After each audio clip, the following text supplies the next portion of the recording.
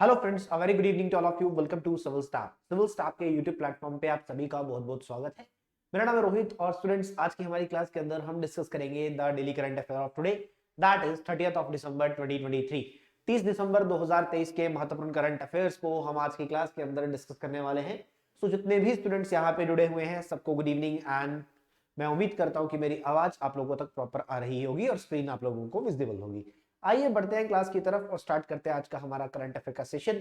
और current affairs के session से स्टार्ट करने की तरफ सबसे पहले हम देख लेते हैं आज की क्लास के टॉपिक्स। आज की हमारी क्लास के क्या टॉपिक्स रहने वाले, किन टॉपिक्स को लेकर आज हम डिस्कशन करेंगे उसको देख लेते हैं एक बार। सो टॉपिक्स की जब हम बात करते हैं, आज हम स्पेस की बात करेंगे और स्पेस में आज हम इंटरनेशनल स्पेस स्टेशन के बारे में चर्चा करने वाले हैं, काफी महत्वपूर्ण है। उसके बाद हम फाइनेंशियल स्टेबिलिटी बोर्ड की रिपोर्ट के बारे में पढ़ेंगे। फाइनेंशियल स्टेबिलिटी रिपोर्ट अभी भारत देश में रिलीज की गई है, सो इसके बारे में चर्चा करेंगे। उसके बाद हम न्योरा वैली नेशनल पार्क के बारे में पढ़ेंगे, न्योरा वैली नेशनल पार्क। उसके बाद आगे बढ़ेंगे, that is domestic systemically important banks. RBI ने हाल ही में डोमेस्टिक सिस्टमिकली इंपॉर्टेंट बैंक्स की एक लिस्ट को रिलीज किया है, इसके बारे में हम डिस्कशन करने वाले हैं। उसके बाद बात करेंगे हम वॉरली पेंटिंग्स की, वॉरली पेंटिंग्स के बारे में डिस्कशन करेंगे जो कि काफी महत्वपूर्ण हो जाता है। इसके बाद स्टूडेंट्स हम आगे बढ़ेंगे तो हम स्लिम स्पेसक्राफ्ट के बारे में बात करेंगे, slim spacecraft. So science and tech के अंदर अनदर करंट अफेयर्स को डिस्कस करेंगे। उसके बाद किलोनोवा एक्सप्लोजन के बारे में पढ़ेंगे, यह भी काफी महत्वपूर्ण हो जाता है, किलोनोवा एक्सप्लोजन। उसके बाद प्लेसेस इन न्यूज में हम कुरील आइलैंड के बारे में पढ़ेंगे, Kuril island that is also very much important. उसके बाद साइंस एंड टेक के अंदर चैमेलियन ट्रोजन के बारे में पढ़ेंगे, यह भी बहुत ज्यादा महत्वपूर्ण हो जाता है। उसके बाद आगे पढ़ेंगे तो डिफेंस के अंदर first women appointment, that is the first women chief या first women director general of the central industry security force, इसके बारे में चर्चा करेंगे। सीआरपीएफ हो या आईटीबीपी हो, इनके भी नए चीफ का अपॉइंटमेंट यहां पर होता है। उसके बाद बात करेंगे पर्सन न्यूज में जैक्विस डिलॉर्स की, ये जो कि यूरोपियन कमीशन के यहाँ पर चेयरपर्सन रहते हैं। तो यहाँ पर यूरोपियन कमीशन के चेयरपर्सन जो कि ओल्ड चेयरमैन थे, अब दुनिया में नहीं रहे, इनके बारे में डिस्कशन करेंगे। So these are the topics, ये आज की हमारी करंट अफेयर्स की क्लास के टॉपिक्स हैं। अब इन टॉपिक्स को वन बाय वन डिटेल में डिस्कस करते हैं। आइए देखते हैं क्या कहते हैं टॉपिक्स। तो सबसे पहले हम रिजर्व बैंक ऑफ इंडिया की फाइनेंशियल स्टेबिलिटी रिपोर्ट की बात करेंगे। देखिए, हमारे पास फाइनेंशियल स्टेबिलिटी डेवलपमेंट काउंसिल नाम की एक बॉडी वर्क करती है इंडिया में। फाइनेंशियल स्टेबिलिटी डेवलपमेंट बोर्ड जो भारत देश का वर्क करता है, ये फाइनेंशियल स्टेबिलिटी डेवलपमेंट बोर्ड की स्थापना कैसे होती है। तो फाइनेंशियल स्टेबिलिटी डेवलपमेंट बोर्ड की स्थापना 2008 में की गई थी। That was on the recommendation of Raghuram Rajan committee. Raghuram Rajan committee की रिकमेंडेशन पे इसको बनाया गया था स्टूडेंट्स 2008 में। सो हाल ही में इसने फाइनेंशियल स्टेबिलिटी रिपोर्ट जो है वो भारत देश के अंदर रिलीज करी। अब ये फाइनेंशियल स्टेबिलिटी रिपोर्ट क्या कहती है, सबसे पहले ये बात करती है capital to risk weighted assets की। आप सबने बेसिकली इकोनॉमी पढ़ते हुए बेसल नॉर्म्स के बारे में पढ़ा होगा। अब बेसल नॉर्म्स में बेसिकली हम क्या सीखते हैं कि एक बैंक जो होता है, ठीक है, एक बैंक जो होता है वो एक अमाउंट, एक वैल्यू मेंटेन करता है जिसको हम कहते हैं capital to risk weighted assets. यानी कि कोई भी बैंक जब लोन देता है तो उस लोन के अगेंस्ट वो एक रिस्क वेटेड एसेट्स को मैनेज करता है। So capital to risk weighted assets यहां पर बैंक को मैनेज करने होते हैं। And the common equity tier 1 ratio of the scheduled commercial banks, ये कितना है, ये है 16.8% और 13.7%। यानी कि कॉमन इक्विटी टीयर 1 रेशियो कितना है, 13.7%, और capital to risk weighted assets कितना है, 16.8%। क्रेडिट ग्रोथ जो है ये बढ़ती जा रही है, डिपॉजिट ग्रोथ जो है ये भी बढ़ती जा रही है। सो यहां पर हम ये देख रहे हैं कि बैंक जो है ये मजबूत होते जा रहे हैं, इनकी कंडीशन बहुत हेल्दी होती जा रही है। सो एक प्लस पॉइंट हमें देखने को मिलता है। मैक्रो स्ट्रेस जो है that is for the credit risk, इसने बता दिया कि जो शेड्यूल्ड कमर्शियल बैंक्स हैं इनके पास सफिशिएंट कैपिटल बफर पड़ा हुआ है, ठीक है। और अगर मैं बात करता हूं नॉन बैंकिंग फाइनेंशियल कंपनीज की, सो ये भी इंप्रूव हुआ है, इनकी कंडीशन भी बहुत बेहतर हुई है। फाइनेंशियल स्टेबिलिटी डेवलपमेंट बोर्ड की या काउंसिल की अगर मैं बात करता हूं, 2010 में बनाया गया था। 2008 में रघुराम राजन कमेटी बनती है, उसकी रिकमेंडेशंस पे आप सबको 2008 के फाइनेंशियल क्राइसिस याद होंगे। 2008 में फाइनेंशियल क्राइसिस आए थे, उसके बाद रघुराम राजन कमेटी बनाई गई थी। रघुराम राजन ने रिकमेंडेशन दिया कि आने वाले टाइम में ऐसे क्राइसिस से बचने के लिए हमें रिक्वायरमेंट है फाइनेंशियल स्टेबिलिटी डेवलपमेंट बोर्ड की, तब इसको बनाया गया था। ये फाइनेंस मिनिस्टर इसके चेयरपर्सन होते हैं, फाइनेंस मिनिस्टर जो होते हैं वो इसके अध्यक्ष होते हैं। आइए आगे बढ़ते हैं, नेक्स्ट करंट अफेयर की बात करते हैं। नेक्स्ट करंट अफेयर क्या कहता है, रशिया और नासा ये इंटरनेशनल स्पेस स्टेशन फ्लाइट के लिए 2025 तक ज्वाइन कर चुके हैं एक दूसरे को, ये डिसीजन यहां पे लिया गया। सो रशियन स्पेस एजेंसी का नाम हमारे पास है रॉसकॉस्मोस, इसको बोलते हैं रॉसकॉस्मोस, एंड यूएस की space agency that is NASA, National Aeronautics and Space Administration. इन दोनों ने एग्रीमेंट साइन किया, ये jointly sending the crews to the international space station until at least 2025. So we can say that the so called cross flights जो होती थी, जिसमें एक यूएस एस्ट्रोनॉट को भेजा जाता था, ठीक है, रशियन स्पेसक्राफ्ट के क्रू के मेंबर के तौर पर, और एक रशियन कॉस्मोनॉट को भेजा जाता था अमेरिकन क्रू के अंदर। सो ये इसको एक्सटेंड कर दिया गया है, दोनों ऑपरेशन एक दूसरे को सहायता करेंगे। सो रशिया और यूएस दोनों की सहायता बनेगी।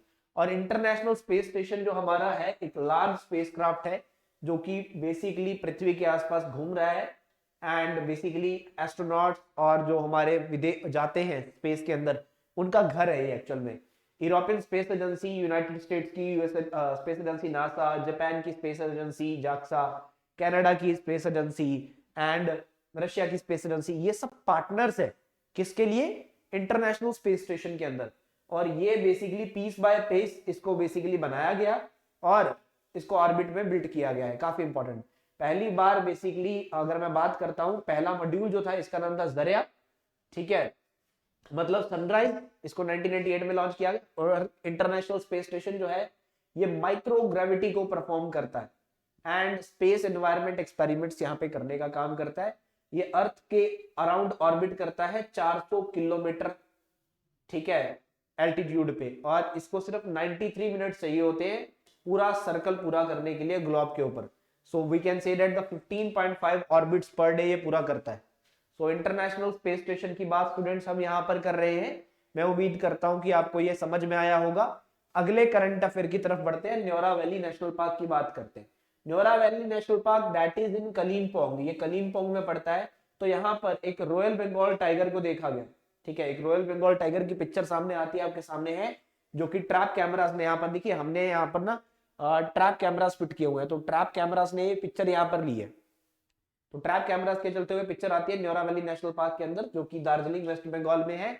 और टोटल एरिया जो है कवर कर रहा है 88 किलोमीटर स्क्वायर का कवर कर रहा है। न्योरा वैली नेशनल पार्क जो है, ठीक है, ये सिक्किम और भूटान के बीच में कंटेजियस प्लेस है। Northern and north eastern boundaries इसकी लगती है, यानी कि सिक्किम के साथ नॉर्दर्न बाउंड्री, भूटान के साथ नॉर्थ ईस्टर्न बाउंड्रीज, और ये पेंगोलाखा वाइल्ड लाइफ सेंचुरी के साथ भी लगता है, सिक्किम के अंदर जो आती है, और भूटान की तूरसा स्ट्रिक्ट रिजर्व के साथ ये टच होता है। इसको नोटिफाइड किया गया था नेशनल पार्क के तौर पर 1992 में, और ये कंचनजंगा लैंडस्केप का एक इंटीग्रल पार्ट है, ये हमारा जो न्योरा वैली नेशनल पार्क, ठीक है, तो ध्यान रखना, very very important. Next current affair student हमारा कहता है आरबीआई की रिपोर्ट। अब आरबीआई की कौन सी report, Reserve Bank of India ने हाल ही में रिपोर्ट दिया डोमेस्टिक सिस्टमिकली इंपॉर्टेंट बैंक्स को लेकर। देखिए आरबीआई डीसिप्स को लेकर पहली बार आया था 2014 में। आरबीआई कहता है डोमेस्टिक सिस्टमिकली इंपॉर्टेंट बैंक्स। ये डोमेस्टिक सिस्टमिकली इंपॉर्टेंट बैंक्स क्या होते हैं, ऐसे बैंक्स जिनका फेल होना बहुत मुश्किल है, और अगर ये फेल हो गए तो ये भारत की अर्थव्यवस्था को हिला सकते हैं। So the bank which is too big to fail. तो 2014 में जब आरबीआई ने इसकी शुरुआत करी, सबसे पहला बैंक आरबीआई ने जो इंक्लूड किया इसमें वो था state bank of India, SBI को सबसे पहले इंक्लूड किया गया। और उसके बाद अगला बैंक इसमें आता है आईसीआईसीआई बैंक अगले वर्ष, और उसके बाद अगले 2 साल के अंदर एचडीएफसी बैंक। तो ये 3 बैंक जो है पिछले कई सालों के अंदर हर साल इसी लिस्ट में आते हैं, डोमेस्टिक सिस्टमिकली इंपॉर्टेंट बैंक की कैटेगरी में आते हैं, एचडीएफसी, एसबीआई और आईसीआईसीआई बैंक। एसबीआई जो है ये पब्लिक सेक्टर बैंक है, आईसीआईसीआई और एचडीएफसी जो है ये प्राइवेट बैंक है। अब देखिए एक बात यहां पर क्लियरली समझ लेना कि ये जो बैंक है ना, ये देश की अर्थव्यवस्था में बहुत बड़ा योगदान डालते हैं, और अगर इनमें से कोई बैंक डूबा तो देश की अर्थव्यवस्था हिल सकती है।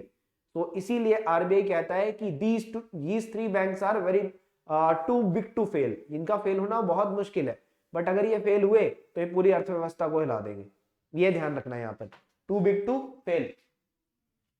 आगे बात करेंगे यहाँ पर अगला करंट अफेयर वारली पेंटिंग्स की बात कर रहे हैं। So life through geometry in the Warli paintings. तो वारली पेंटिंग्स जिस तरह से पेंटिंग आप चित्र में देख पा रहे हो, ये वारली पेंटिंग्स का एक हिस्सा है। सो रिचुअलिस्टिक ट्राइबल आर्ट जो है, जो कि सह्याद्री माउंटेन्स में महाराष्ट्र थाने के अंदर डिस्ट्रिक्ट होती है वारली पेंटिंग्स की।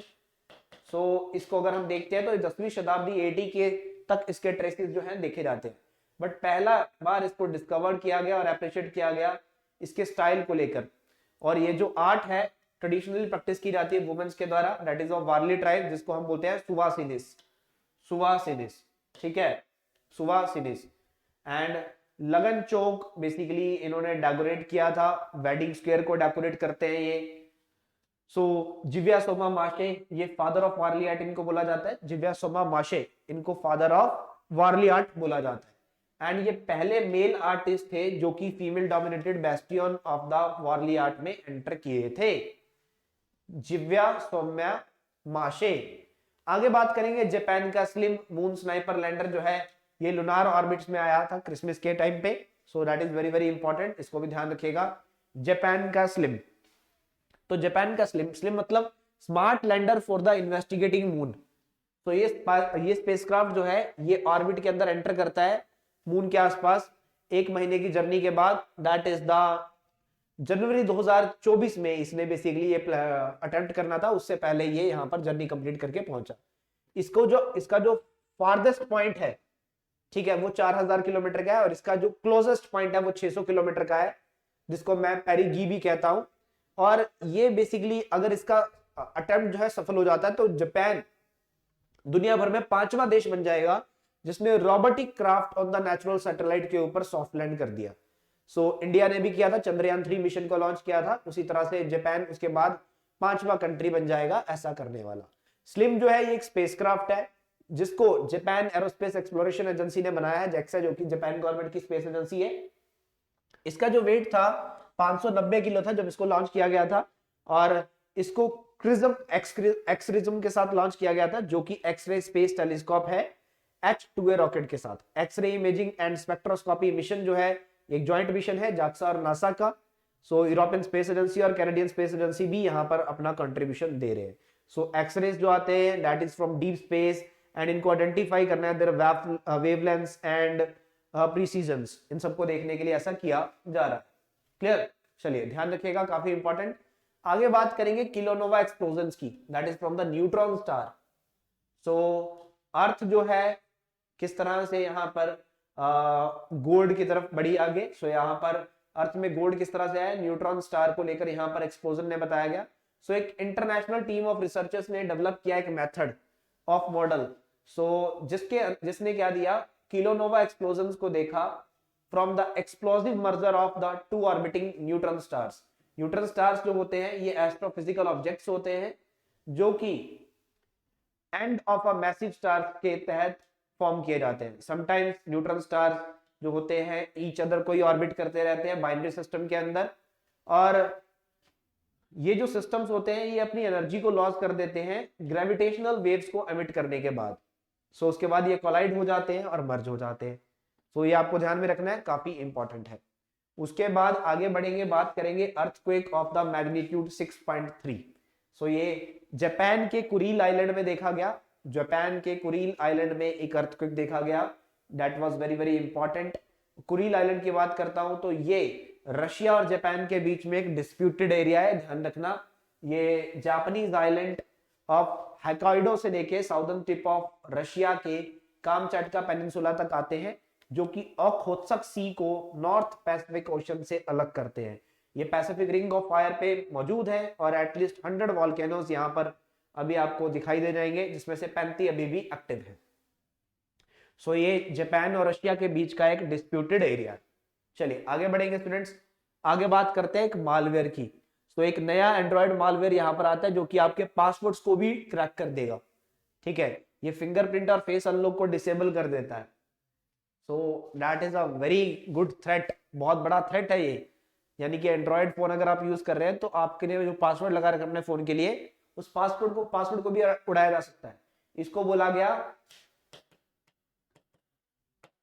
चैमेलियन ट्रोजन, इसको नाम दिया गया। तो ये मालवेयर जो है यहाँ पर देखने को मिल रहा है, दिस इज अ मालवेयर। ये मालवेयर हमें देखने को मिल रहा है जो कि बहुत ही ज्यादा इंपॉर्टेंट है स्टूडेंट्स। चलिए आगे बढ़ेंगे। Neena Singh, the first female director general of the Central Industrial Security Force. देखिए सेंट्रल इंडस्ट्रियल सिक्योरिटी फोर्स ये हमारी वो फोर्स है जो कि अभी अभी जिसको पार्लियामेंट की सिक्योरिटी भी दी गई है, और जिन पर्संस को XYZ सिक्योरिटी मिली होती है ये फोर्स वहां भी काम करती है। इसके साथ साथ हमारी PSU की सुरक्षा का काम भी करती है, पब्लिक सेक्टर अंडरटेकिंग्स की सुरक्षा, हमारी रत्ना या mini Ratna companies, Maharatna companies, उनके लिए भी वर्क करती है। तो इसके अंदर पहली बार एक महिला को डायरेक्टर जनरल की कुर्सी दी गई, the IPS officer Neena Singh. Neena Singh जो है ना, ये राजस्थान की पहली महिला IPS ऑफिसर थी। तो राजस्थान कैडर की IPS ऑफिसर है जिनकी नियुक्ति यहां पर की गई है। और central Industrial Security force, that is very very important. Clear. उसके बाद ये भाई साहब है, इनका नाम है अनीश दयाल सिंह। अनीश दयाल सिंह को CRPF central reserve police force का डायरेक्टर जनरल अपॉइंट कर दिया गया है। सीआरपीएफ से पहले ये एडिशनल चार्ज में थे, director general of the Indo Tibetan border police. Indo Tibetan border police का चार्ज इनको मिला हुआ था। सो इंडो तिब्बतन बॉर्डर पुलिस के डायरेक्टर थे ये। इंडो तिब्बतन से अब ये CRPF में शिफ्ट हो रहे हैं, तो ITBP में नए पर्सन को अपॉइंट किया जा रहा है। और ITBP Indo Tibetan border police के नए डायरेक्टर बनते हैं राहुल रसगोत्रा। राहुल रसगोत्रा। सो ITBP की बात करते हैं तो ITBP 1962 में भारत और चाइना की लड़ाई के समय बनाई गई थी, इंडो चाइना वॉर के टाइम पे। इसका काम है तिब्बत और चाइना की बाउंड्री को, भारत के साथ जो तिब्बत और चाइना की बाउंड्री लगती है वहां पर प्रोटेक्शन देना। और CRPF that is central reserve police force, ये हमारी सबसे बड़ी सेंट्रल आर्म्ड पुलिस फोर्सेस में से सबसे बड़ी फोर्स जो है वो CRPF की, वो है CRPF। ठीक है। CRPF 1939 में बनी थी, तब इसको बोलते थे क्राउन रिप्रेजेंटेटिव पुलिस। उसके बाद 1949 में ये सेंट्रल रिजर्व पुलिस फोर्स बनती है। और सेंट्रल आर्म्ड पुलिस फोर्स जो है ये हमारी CAPF में पहली फोर्स थी जहां पर वुमेन को इंडक्ट किया गया। जी हाँ, महिला कैडेट्स को इंडक्ट किया गया, ये पहली फोर्स थी सेंट्रल रिजर्व पुलिस फोर्स। सो आगे बढ़ते हैं, बात करते हैं यहां पर यूरोपियन यूनियन कमीशन के प्रेसिडेंट, फॉर्मर प्रेसिडेंट जैक्विस डिलॉर्स अब दुनिया में नहीं रहे, इनका देहांत हो गया। So that was very very important. ये जो यूरोपियन कमीशन के प्रेसिडेंट हैं जैक्विस डिलॉर्स, अब ये दुनिया में नहीं रहे। 98 साल की इनकी उम्र थी। ये 1985 से लेकर 1995 तक 10 साल लगभग यूरोपियन कमीशन के प्रेसिडेंट रहे, हेड रहे। सो इनकी मृत्यु अब हो चुकी है, अब ये दुनिया में नहीं रहे। तो बात कर लेते हैं यूरोपियन कमीशन की। यूरोपियन कमीशन 1958 में बना था। 27 कंट्रीज इसका मेंबर है, 27 कंट्रीज इसके मेंबर स्टेट है। इसके जो प्रेसिडेंट है इनका नाम क्या है? इनका नाम है Ursula von der Leyen. Clear. So that is very very important, ध्यान रखिएगा। इसका हेडक्वार्टर है ब्रुसेल्स बेल्जियम में। जी हाँ, बेल्जियम की राजधानी ब्रुसेल्स में इसका हेडक्वार्टर है। ये भी काफी महत्वपूर्ण है, ध्यान रखिएगा। तो स्टूडेंट्स ये थे आज के current affairs. Now it's time to move towards the multiple choice questions. अब MCQs की तरफ बढ़ने का समय आ गया है। आइए MCQs को डिस्कस करते हैं, देखते हैं क्या कहते हैं हमारे MCQs। So the first question of today's class is Russian and US space agencies agreed कर चुकी हैं कि ज्वाइंटली सेंड करेंगी क्रू को कहां पर? इंटरनेशनल स्पेस स्टेशन में, कम से कम 2025 तक। इंटरनेशनल स्पेस स्टेशन को पीस बाय पीस बनाया गया बिल्ट इन ऑर्बिट में। जरिया 1988 में लॉन्च किया गया था और ये 35,786 किलोमीटर के एल्टीट्यूड पे अर्थ को ऑर्बिट करता है। अब यहां पर देखेंगे हमारा पहला स्टेटमेंट बिल्कुल सही है, ठीक है। उसके बाद देखेंगे हमारा जो सेकंड स्टेटमेंट है ये भी बिल्कुल सही है। थर्ड गलत है, 1988, फोर्थ गलत है। सो ऑप्शन ए हमारा राइट आंसर हो जाएगा, 1 and 2। 1 and 2 that should be our right answer. Clear हो गया होगा आप सभी को। अगले सवाल की तरफ बढ़ लेते हैं। अगला सवाल देख लेते हैं क्या कहता है। Financial stability report was released by the reserve Bank of India. As per the report, the resilience of the non-banking finance company sector was worsened. Financial Stability and Development Council was set up in 2010 and it is chaired by RBI Governor. देखिए पहले statement सही है, दूसरा गलत है। क्यों गलत है? क्योंकि कंडीशन अच्छी हुई है, वर्स नहीं हुई। तीसरा सही है, चौथा गलत है क्योंकि फाइनेंस मिनिस्टर इसकी चेयरमैनशिप करते हैं। So first and third is correct. हाँ, एक सवाल और ध्यान रखना हमेशा कि किस कमेटी के रिकमेंडेशन पे financial stability and development council को बनाया गया था। ये था हमारे पास रघुराम राजन कमेटी। रघुराम राजन कमेटी, तो 1 और 3, क्योंकि पहली और तीसरी करेक्ट है, 1 और 3 हमारा आंसर हो जाएगा ऑप्शन बी। आइए अगले सवाल की तरफ बढ़ेंगे। अगला सवाल क्या कहता है, Neora Valley National park Sikkim में है। रिजर्व बैंक ऑफ इंडिया जो है इसने एक लिस्ट इशू करी है डोमेस्टिक सिस्टमिकली इंपॉर्टेंट बैंक्स की। एंड वाली पेंटिंग्स जो है that is originated in the Sahyadri mountains in Thane district in Maharashtra. अब यहाँ पर अगर आप देखेंगे पहली स्टेटमेंट, दूसरी स्टेटमेंट और तीसरी स्टेटमेंट, देखिए दूसरी और तीसरी स्टेटमेंट बिल्कुल करेक्ट है, पहली स्टेटमेंट हमारी गलत है, तो इसीलिए ऑप्शन बी यहाँ पर हमारा राइट आंसर हो जाएगा। 2 and 3 only, 2 and 3 only, that should be our answer। अगला सवाल, न्योरा वैली नेशनल पार्क जो है ये ईस्टर्न हिमालयस में आता है, ये एक ग्लोबल बायोडायवर्सिटी हॉटस्पॉट है। SBI, IndusInd bank, HDFC bank are categorized as a domestic systemically important bank. Warli paintings were traditionally practised by men of the Warli tribes. देखिए यहाँ पर अगर आप ध्यान से देखेंगे इन स्टेटमेंट्स को, सो हमारा पहला स्टेटमेंट, हमारा सेकंड स्टेटमेंट, हमारा तीसरा स्टेटमेंट, पहला स्टेटमेंट जो है ये गलत है, सॉरी पहला स्टेटमेंट सही है, दूसरा स्टेटमेंट गलत है, तीसरा स्टेटमेंट गलत है, दूसरा और तीसरा गलत है, गलत वाला बनाएंगे, ऑप्शन बी राइट आंसर हो जाएगा। चलिए अगला सवाल देखते हैं। न्योरा वैली नेशनल पार्क जो है ये इंटीग्रल पार्ट है कंचनजंगा लैंडस्केप का। And DSIBs are systemically important banks, जिसका मतलब है too big to fail. And Jivya Soma Mashe is known as the father of the Warli art. Clear? So यहाँ पर हमारा आंसर क्या देखने को मिलता है आपको, फिर से अगेन पहला तीसरा तीसरा तीनों सही है, ऑप्शन डी राइट आंसर हो जाएगा। 1 2 3 तीनों के तीनों ही करेक्ट हो गए। चलिए अगला सवाल देखते हैं। Smart lander for investigating moon was built by Roscosmos and ये जापानीज स्पेस एजेंसी ने किया है। SLIM was launch together with the XRISM next generation X-ray space telescope on board an H2A rocket. So second one is correct. Again option B is correct.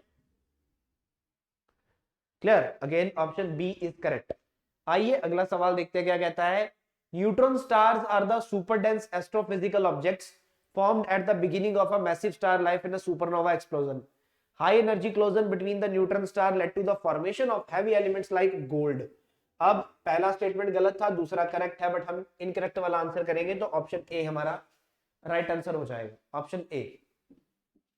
अगला सवाल, Kureel island कहां पर है? Kureel island Atlantic ocean, Mediterranean सी, Indian ocean, ये Pacific ocean में है।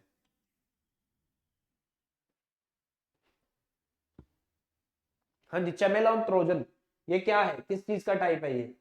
ये species है, ये टेलीस्कोप है, ये कलर चेंजिंग पेंट है, सो ये एक मालवेयर है। ये क्या है? एक मालवेयर है। अगला सवाल देखते हैं क्या कहता है।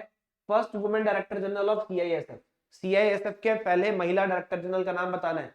Meena Singh. Meena Singh is the first female director general of CRPF। ध्यान रखिएगा, काफी महत्व, सॉरी CISF, ठीक है। CRPF के कौन बने हैं? अनीश दयाल सिंह। और ITBP के राहुल रस्तोग्रा। चलिए अगला सवाल देखते हैं क्या कहता है। फॉर्मर यूरोपियन कमीशन प्रेसिडेंट का नाम बताइए जो अब दुनिया में नहीं रहे। तो इनका नाम था जैक्विस रिलॉस, जो कि अब दुनिया में नहीं रहे। क्लियर हो गया? किसी को कोई सवाल, किसी को कोई डाउट है तो आप कमेंट सेक्शन में पूछ सकते हैं। ये थे आज के हमारे करंट अफेयर्स और करंट अफेयर्स के MCQs। मैं उम्मीद करता हूं कि आपको सब कुछ समझ में आया होगा। किसी भी स्टूडेंट को कहीं पे भी कोई भी सवाल या डाउट आता है, you can ask in the comment section. Class अच्छी लगी होगी तो लाइक, कमेंट, शेयर करना मत भूलिएगा। बहुत बहुत धन्यवाद दोस्तों। Thank you so much. Have a good day. Thank you.